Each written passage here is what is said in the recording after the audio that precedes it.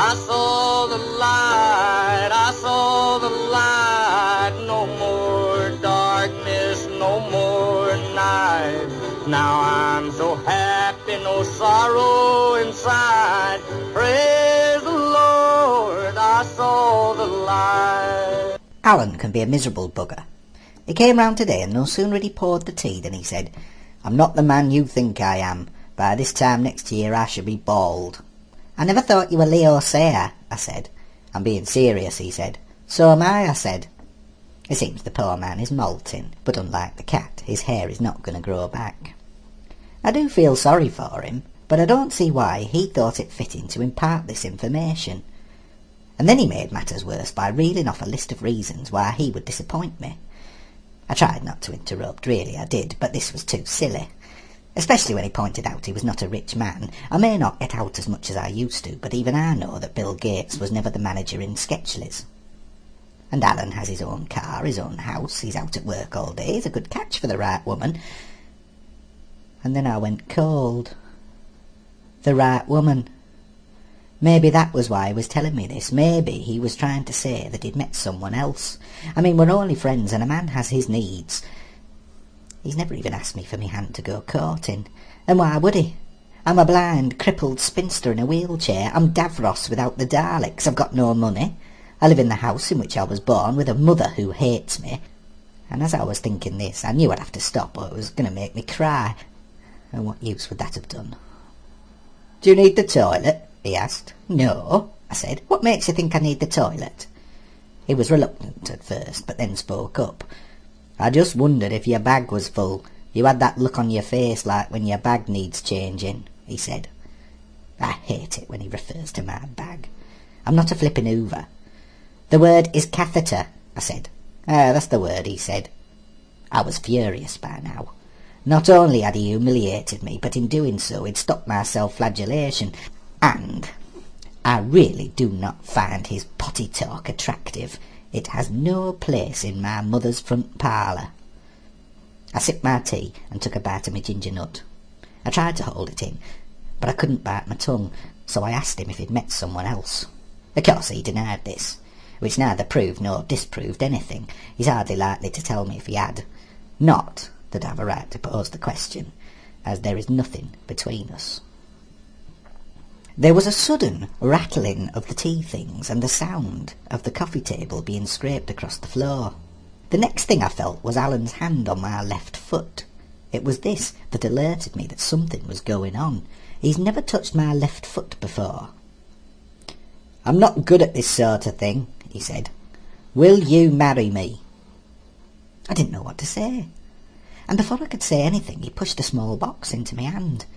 "It's only Elizabeth Duke," he said, "but it's a real diamond." I was all of a flutter, not least because this was so sudden and unexpected. When he said he was going to call round, he didn't even hint that this was what was on his mind. The one time the subject had come up between us, we were watching Emmerdale, and I told him I was too old and ugly to even think about it. Well, of course, this new twist of events only served to make me look foolish. I assumed he was still on one knee, and indeed I touched his shoulder when I reached out for him. "Well," he said. "I don't know what to say," I said. "You could try yes," he said. And I wanted to, but my only thought was who will give me away. Which I know sounds daft, but that was what was popped into me head. And then I started thinking about how I'd keep the train of me dress from getting wound in me wheels. I mean, it's hardly as if I could have Cousin Kylie traipsing behind. It wouldn't look right. And then I thought I shouldn't go for the full dress, and that I should get something I could wear again, not a trouser suit though. But my main thought, apart from what shoes I should wear, was who would give me away. "I can't stay down here for long," he said. "The poor love has bad knees." "You don't have to give me an answer now. You can take your time and think about it," he said. He had a note of defeat in his voice, which is not something I like to see in a big man. I removed my hand from his shoulder and let him stand up. "Alan," I said, "of course I'll marry you." He was that happy that he kissed me. I've known him for 3 years, and I've sometimes wondered what it would be like to kiss him. Not often, you understand, but often enough. And it was nice.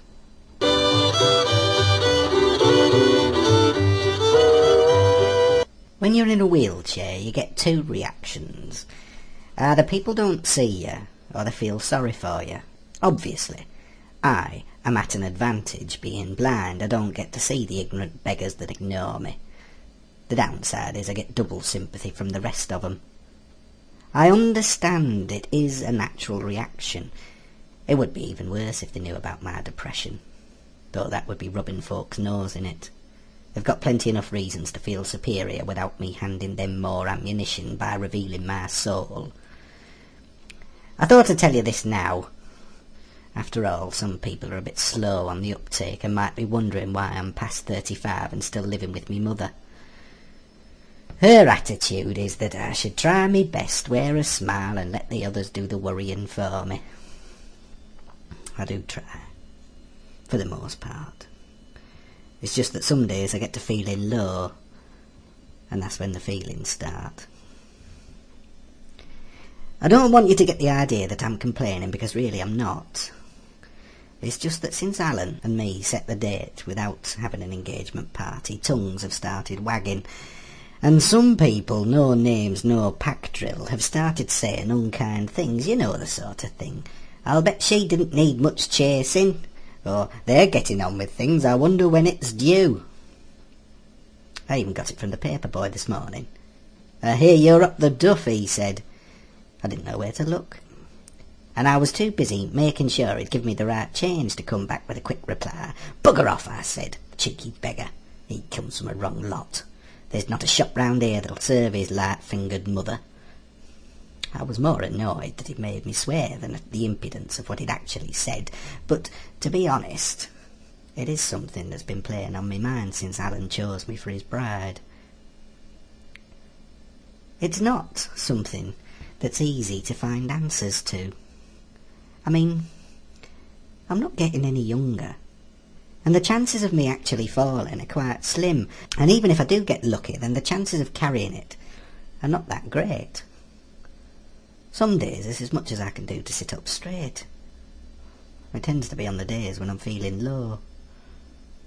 And something else that worries me is whether Alan has considered the full implication of me sitting in this chair all day. Oh, I know he's a man and all that, and I know that he loves me. Even so, I can't help but wonder how he'll cope. But I suppose I'm one of nature's optimists. I tell myself that all this worrying is just getting me down. I mean, there's plenty of women older than me that manage to have children, and just because I'm aware of the problems, there's no reason Alan will find me insurmountable. I really should go and discuss this with a professional. But it's finding the opportunity, because unless they come here, which they won't because of the cutbacks, that leaves only Mother or Alan to take me to them. And I definitely don't want Mother thinking about my emotional life. And if I went with Alan, it'd be too much like marriage guidance, and I don't want to tempt fate. Mind, since the engagement, Alan has not been backwards in coming forwards. He comes round at least 3 times a week to watch the television, and I can tell when Mother leaves the room because he's on me, kissing me, and he never stops until she comes back. It's like being a teenager again. Oh, I might not have full feelings in that region because of the accident, but I am beginning to rediscover the thrill I used to have as a girl. Not that I was that sort of girl, but I did have my moments. I wasn't what you'd call a looker, but I was always getting compliments on the attractiveness of my eyes. I don't want you to think that I had any trouble getting offers from nice-looking lads, and I must have some of that spirit left within me because Alan is a very passionate kisser, and he's very gentle for a big man. And I know what you're thinking. I should take consolation from these expressions of physical love as proof that I don't have anything to worry about. And I do wish it were true that love will always win out in the end. Perhaps I should take up knitting again. Knitting is a great stress reliever. I can't follow a pattern, of course, but I could easily make a scarf. But now I'm worrying about this, since I have a great deal of frustration, and if I set off with a scarf, I know I wouldn't stop until I got my place in the Guinness Book of Records.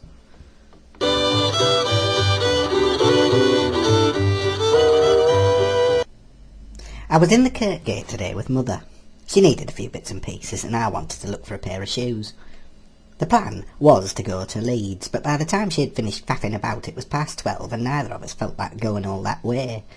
Honestly, the way that woman fusses. First, she couldn't find her spectacles case. I told her from the off it would be in her chair, but she was adamant that it was in her handbag, and of course she couldn't find that. So she sets about turning the house upside down and was charging about upstairs when I slipped my hand down the side of her chair, and there it was, just as I said it would be.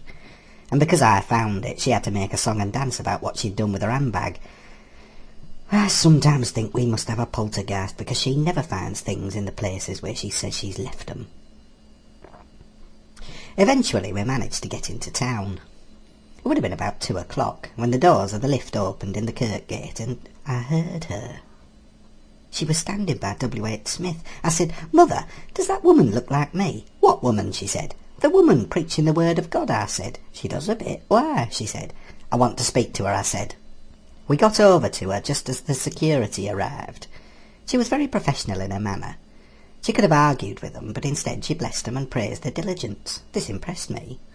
I think Mother had gone off my rocker when I suggested we have coffee together, which, if truth be told, was an inspired idea.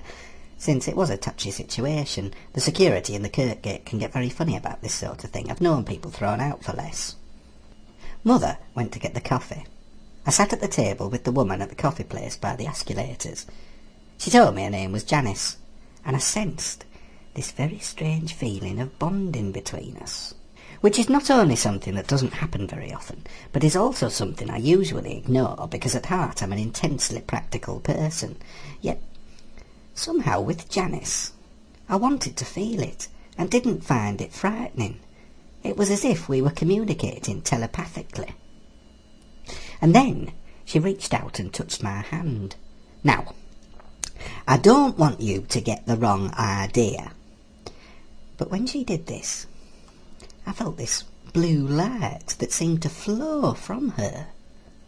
This light travelled up my arm, through my shoulder, before dividing to travel up my neck into my head and down through my body. I felt like the Ready Brek Kid, the main difference being that I had a blue light and he was surrounded by a red one. And in this blue light I had this strange feeling of calm and love. It was not dissimilar to the feeling that I have when Alan kisses me, or when a bed mat runs up my back when you're half awake. It's sort of chilling, and at the same time thrilling and all-encompassing, but not frightening. "I'm pleased you've heard my message," she said. "What message?" I said, and her finger moved down to caress my ring. This forced me to withdraw my hand. Just at that moment Mother returned with refreshment, and thankfully she took over the conversation. I withdrew to nibble my muffin.